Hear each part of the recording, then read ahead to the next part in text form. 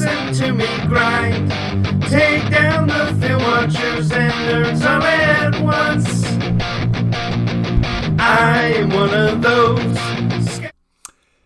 Hey, welcome back to, I don't know, my YouTube channel, I guess it is. So it's really late, just between me and you and the spreadsheet here. I should be in bed, don't tell my kids.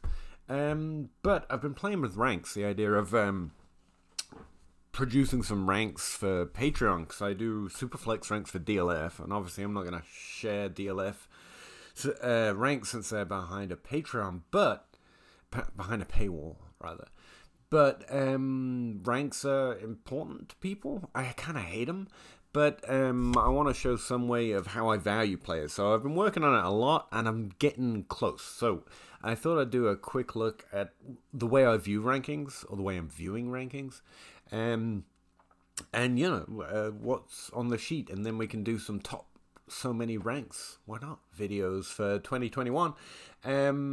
This is regular who players are already in the NFL. I know it's rookie season, but my mind keeps teetering back and forth between players that we actually know about and players we think we might know about. So yeah, let's go. I essentially, in my head, and the reason ranks don't work for me is because I don't have a linear list. Ask me choose between two different players, I'm like, what's the team? What's the league set? What's the league settings? What are your teammates like? What do you want to try and do? I have no straightforward answers, although I try my best when I get trade questions. And I think that's what ranks are about, especially in Dynasty. Much more about trade and value versus points than anything else. And here's the other thread I want to stop integrating into content in general, but especially into YouTube videos, I guess. Anything that you're working on or looking at in Dynasty, the question should be, how do I use this to win? We ask that readily with redraft, but we get so bogged down in all the aspect that long-term value has in Dynasty that I think we often spend more time talking about that or aspects of it than, you know, what do you do in order to win with that. And so the question for me is, how do I use this to win? And when I started thinking about ranks, really for the first time in depth, and trying to put the way players work in my head onto, you know, a list, onto a spreadsheet, it was value tiers. Now, tiering is hopefully established now. You know, you should be looking at tiers, not individual player ranks, and DLS ranks give you the ability to make tiers, but that's not really enough. And so with my rankings on DLF, I've been trying to add more information or more context. You're allowed to add notes, but I feel hand-typed notes kind of defeat the point of a rankings list to some extent. I mean, people that look at ranks love notes. I've been told that constantly, and so I try and add as many as I think are relevant. But ultimately, if you're looking at a ranks list, you're not looking to read an article. They're too, you know, you want to minimize. I want to minimize that anyway. So instead, I've been creating tiers, as DLF allows you to, and then within those tiers, I rank by positional value, except when the tier is so varied that, you know, typically in Superflex, the positional tier is very simple. It's quarterback, running back, wide receiver, tight end. That's just the way it is, because that's helping you win. Now, quarterback being on top versus running back, again, you get to some quarterbacks, you might want some running backs over them. And so I was trying to play with that a little bit. It's not that I would draft this quarterback over everyone in this tier, but that's where the positional value is. So as you go through and you're drafting, if you're short on quarterbacks, they should be at the top of the list for that tier, depending on who's been taken so far. So that's not really quite enough either. Now, I thought about just using average ranks to create the tiers, right? So this is the top 12, this is the top 24, this is top 36. Just do it round by round and then re-rank within those rounds, right? I think that's a really interesting process. I'd actually encourage you to do that. I think that's a really interesting way of going about a startup draft, or even looking for players you might be higher on than others, is creating rounds based on ADP and then re-rank them based on who you would take over everyone else in that 12 player block or 14-player block if it's a 14-team league, and consider who you're higher on within similar value, and then that could be a way of searching for good trade targets. Now, if you can be higher or lower on a player, though, based on value or points. That's the way I kind of divide Dynasty. You've got this value thing, and then you've got trying to win. You've got points. Now, you need both, because if you just tank your team for a win, I mean, you want to keep playing in that league. That's why it's a Dynasty league. You don't want to have to give up and say, orphan me or whatever. So you kind of have to do both, and the back and forth between value and points is often the conversation instead of how do I win while doing that. And so I'm trying to build from that. So I can't just take the average, although I really do think it'd be an interesting exercise for everyone, and I want to do it for myself as well, and then re-rank within those tiers, because I think some players' values are wrong. We all do. We all think we're smarter than everyone. That's the game, right? So instead, I was basically creating value tiers of my own, and they're not perfect. I'm not quite there yet. I'm going to keep updating. And then doing the same process within it. And instead of just tracking mine, I want to track that how it compares to the average in positional rank and overall rank. Try and understand better where my head is at, where there might be players I can seek out, either for value, but also for points. Where are the players are more likely to score points that I'm really high on, but is in an interesting value tier, essentially. And now, that all depends on if your trading partner, gives a hoot about your value tier. They might have them in a very different one, which is where the average would probably be better for you to do by yourself within your own league. But I'm trying to produce my thoughts, right? So that's what I've done. That's the sheet over here. It's actually over here, but to you, it's over here. And yeah, that's what I've got. I've created so far, and again, still working on it. It's a constant process with ranks. You're always updating. And now, because I'm trying to do this, I have to, every time I make one change, I have to update 3 different sites and 2 different apps. It's real fun. It's not fun. But to demonstrate this, I thought a good video explaining where my head's at and what I'm doing with ranks would be a good idea, and then an example. And so Superflex, let's just start with the tier 1 of quarterback, right? So that's what you've got displayed over here. You see Patrick Mahomes, Deshaun Watson, Lamar Jackson, Kyler Murray, and Josh Allen in the first tier of value for all ranks, but specifically because it's organized by quarterback. That's tier 1 of the quarterbacks, right? Now, I got a question on Patreon when I first posted my ranks, or my difference from other ranks on average, which was, why do you have Dak Prescott so high? They like Dak Prescott a lot, but would you really draft him over Lamar Jackson or Josh Allen? And I'm really trying to get better at not being a hater, and this process has helped because... And it is a good process to go through. Don't trust in ranks, but forcing yourself to have to put players over other players, especially when you're taking value into consideration, is a humbling and necessary process. I'm really trying to, I love to meme, I love to stand on hills, but when it comes down to it, to win, I have to let go of that more often than I do. Now, sometimes you just got to stand on your hill, and that's how you win, but you got to pick and choose your battles, right? And Josh Allen battle is kind of over. He might decline. He's not Andrew Luck or that good at passing the ball. He's not Russell Wilson. But whatever, it doesn't matter. He won. Well, we all won because we saw a player become exceptional. An exceptional jump in ability on a football field that we've never seen before. Let's just applaud it. And I got to admit it. So I agree he should be in that first tier given what he's done. In fact, he should be, he's probably in the top 3 for most, I would imagine. I can check the average here. No, actually he's in about the top 5 for the average. Now I'm looking this way, but I'm actually looking at the sheet. You see how that's weird? I gotta move my desk or something. Anyway, so I came into line with that. But what does that mean? I'm still really high on Dak Prescott. I think he's a top 5 QB because he's been one twice and there was no drop off, and he's got a stacked team in terms of receiving talent, and he just got injured. He's a top 5 QB very easily for me, but he's outside of that value tier. Most players, most people in most leagues are going to want Patrick Mahomes, Deshaun Watson, Lamar Jackson, and Kyler Murray, and Josh Allen before Dak Prescott even if they all agree, and I think most people would say, yeah, Dak Prescott, but these guys are really good too, and you've got a bigger rushing floor, or whatever the justification is. So I want Dak Prescott over all of these guys. But in Dynasty, to win, the move isn't to draft Dak Prescott over Josh Allen. That just doesn't get you anything. That gets you Dak Prescott, which is great, but like you have this position in a draft, or that position with Josh Allen on your team even, that has more value. I think it's recognized, and the consensus bears this out, that Josh Allen is more valuable right now. I can, and I will, argue over that all I want, but if I'm trying to win, I gotta let my ego on what I think value should be out of it, right?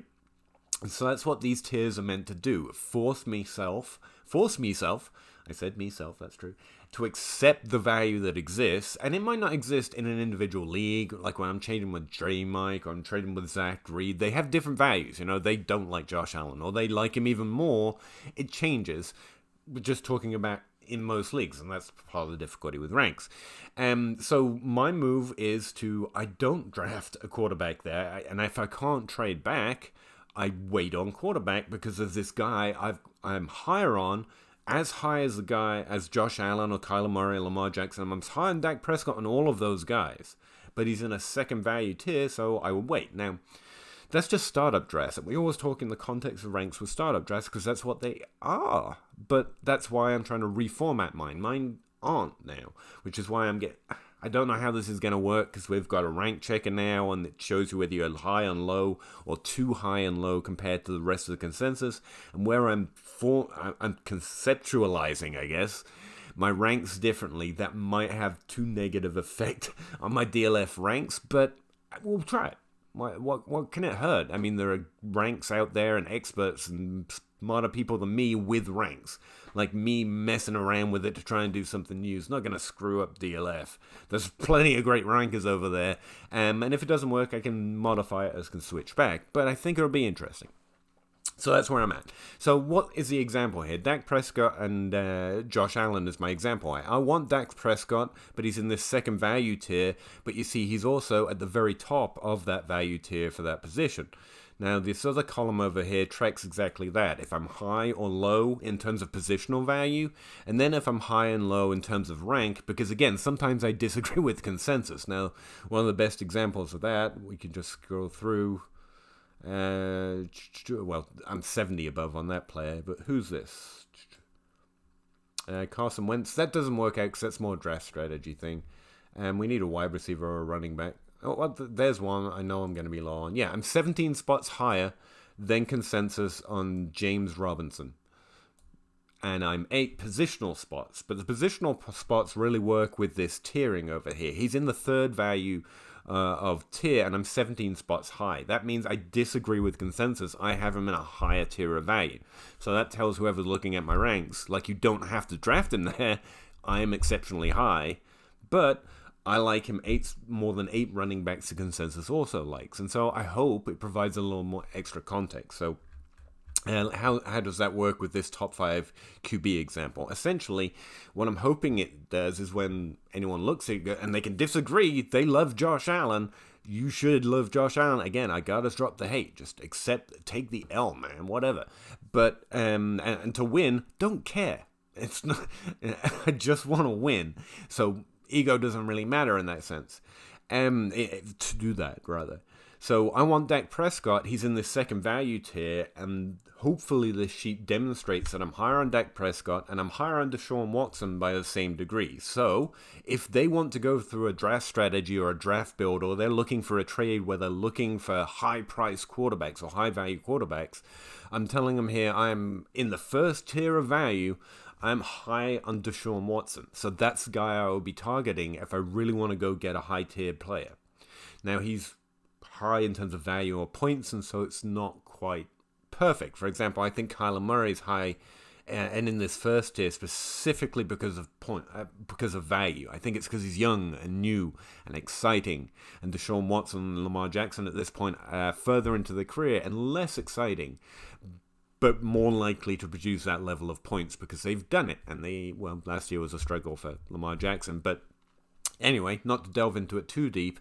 So there's a difference there, which is also why I look lower on Kyler Murray when you look at that first tier of value. He's the one who's dropping in my ranks because I'm more interested in the players that are proven in that tier than the value of Kyler Murray. If I'm going for the top tier player, I'm picking for points. And that's generally how I conceive of how to win with ranks. If I'm going to a top tier player, and that should prove true, although there will always be exceptions with all of the value tiers here, almost always it's valued by the players who are more proven than the players who are more potential. Having said that, you do have to go out in hills sometimes, because that's another way of winning. It's like I said on the podcast this week, that to win with rookie drafts, it's about player evaluation. It's our least successful and least trustable, but at the end of the day, if you want to get an edge to win in Dynasty with rookie drafts, you just gotta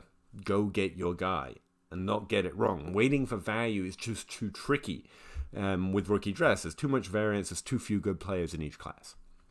So, but with actual ranks, you can kind of play a little bit of both, where it becomes more complicated. So that's what I'm hoping my ranks show. Whether I have them in the same value tier compared to the overall rank, and if I'm higher or lower within that tier. Because within those value tiers, I rank them with a strong deference to positional value, because I don't know what you'll be looking for. Quarterbacks more valuable than running backs, more valuable than wide receivers, more valuable than tight ends. But there will be exceptions. There's Ezekiel Elliott standing at the top of one of those tiers, and I'm consensus low on him as well. So again, I'm just hoping it provides a little extra context of where my head's at. And then, of course, you can always ask me on Twitter or on Patreon or wherever you find me, on YouTube, in a comment. Would you like this trade? What player are you looking for? But if there's a purpose to ranks, it's kind of to let you sift through a person's thought process and process in general when it comes to valuing players. And I hope this provides a little more context. Let me know if it does. If it doesn't, shoot me a hateful comment. I love them. It's fine. Let me know if it could be better, or if there's more information that I could put in there. There is a notes section, so I'm following DLS advice that people like notes, like why is that player there? Here's a quick note, instead of having to ask someone in a comment. So I'm trying to get better at that as well. And disagree with my value tier, or do you disagree with my rank within that value tier? You see, I'm still a hater. I got Josh Allen at the bottom of that tier, but again, that's actually consensus. I'm actually one spot higher on Josh Allen within the same value tier. Like, his positional rank is exactly the same. My positional rank is the same as consensus. And I actually have him one spot higher in total draft order. So if I'm going for a high... Because typically with Superflex drafts, I order it quarterback, running back, wide receiver. And so I'll lean towards those quarterbacks if I'm drafting a quarterback in that range. Now, typically I don't, but that's an entirely different thing in terms of what strategy you're actually going to apply. So again, let me know. Let me know if it provides more context. And no matter what, make sure when you're looking at my ranks, someone's far superior ranks, your ranks, whatever it is. The question, even in Dynasty, isn't who's better or who's going to be more valuable, or is this the right pick, or is this sexy, or is this going to be the exciting player next year? It's how do I win with these? And I think one way is looking for players that you have in a lower value tier but would rank higher positionally than someone else in a higher value tier. I think that's a path to using ranks to try and find an edge to win, whether it's within your league or just broadly. All right, so yeah, I guess that's it. I'm out of here. I'm going to go sleep. Appreciate it. I appreciate you watching. I guess if you watch this far, you are a brave soul, and I deeply have a lot of affection for you. So I really appreciate that. And let me know. Let me know. Just let me hear it. Okay. I'm out of here. Take care. Sleep. Going to bed. Thank you. Bye. Bye. Do you have the